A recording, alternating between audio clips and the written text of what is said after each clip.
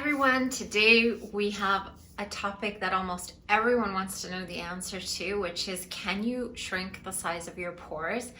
And there are so many different opinions on this topic, so it's a little bit controversial. So what could be more fun than to break down the controversy, which is what we're gonna do today. So if you like these videos, please share and like and subscribe and help my channel grow, and I will bring you more of these videos. For the purpose of this discussion, we're going to be comparing pores to a balloon frequently in this video, so bear with me.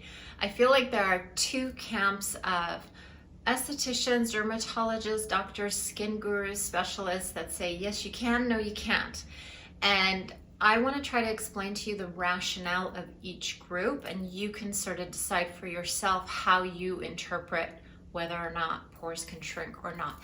I'm in the camp that yes, you can shrink your pores. I have seen it on my own face, and to me that is convincing. Now, all of us are different and our skin is different, and maybe that's not true for everybody, but I want to describe to you how to make it happen. So if you imagine a teeny tiny pore in a prepubescent child, it's so tiny that it's almost invisible. As we start to produce sebum and oil, those pores get larger, and oil starts to collect in those pores. If the pores are allowed to fill and fill and fill and fill, they can become extremely distended with basically a huge blackhead, a bunch of sebum and keratinocytes that need to be extracted. And once it's been stretched out to a size far beyond what it should be, will it snap back to its original size?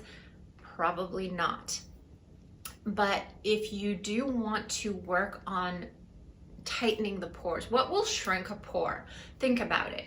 First of all, never allowing it to stretch out too much will keep a pore smaller. So making sure your pores are clean. That would be beta hydroxy acids, that would be facials, with extractions, obviously.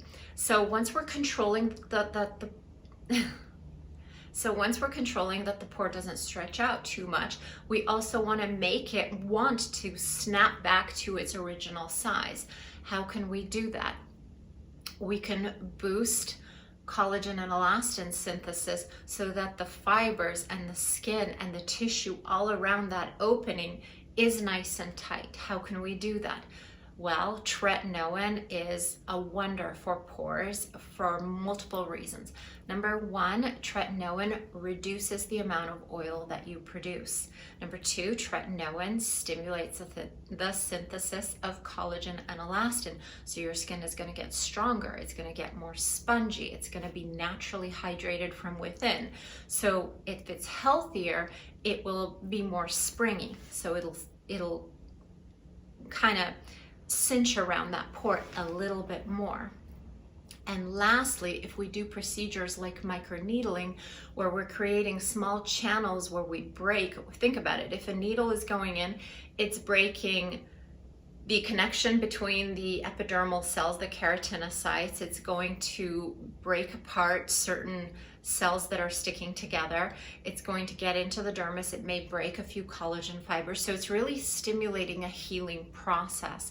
And if we can stimulate a healing process, we encourage even more collagen synthesis. We encourage a restructuralization of that collagen. So if you have wonky fibers, in a chaotic pattern, let's say from a scar is an excess of collagen in a chaotic pattern, and we create controlled injuries, then when those heal, they will heal in the proper healthy formation that we want the skin to be in. So when we do all these procedures, we do everything we can to minimize how full the pores are and tighten all the skin around it, which effectively shrinks the pore, at least visibly. When you look at yourself in the mirror, you'll notice your pores are smaller. The caveat to that is when you first start using tretinoin and all those layers start peeling off your face, your pores may actually look larger for a time, because those top dead cells, that stratum corneum, the cells, the dead cells sitting on the skin surface, they may be covering up that pore opening to some degree. So when they peel away, that pore can look bigger for a time. So just be mindful of that and prepared for that in case you go down that route. Now for the camp that says, no, you can't shrink your pore size. I think the camp that says that pores don't shrink just have the perspective that just like that balloon when it's brand new, if you inflate it and after a few days deflate it again, it goes back to a smaller size, but never the size of the brand new original balloon.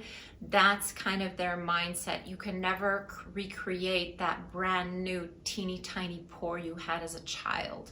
And that is true. So, you know, the truth is always somewhere in the middle. In a sense, both camps are right, and in a sense, both camps are kind of, it's not that they're wrong, but they're kind of wrong because you can do something about it. So yeah, maybe naturally your pore won't snap back to what it was like when you were 8 years old, but if you do the right procedures and skincare around that pore, it will tighten up and effectively be smaller and smaller in appearance. So I belong to the optimistic camp. What about you? How do you guys feel about pore size, and what do you think? And what have you experienced in your own life? Maybe if you started the use of tretinoin or you did some microneedling treatments. I want to know which camp you belong to. So until the next video, I will see you guys in the comments, and I will definitely answer each and every one of them. Bye.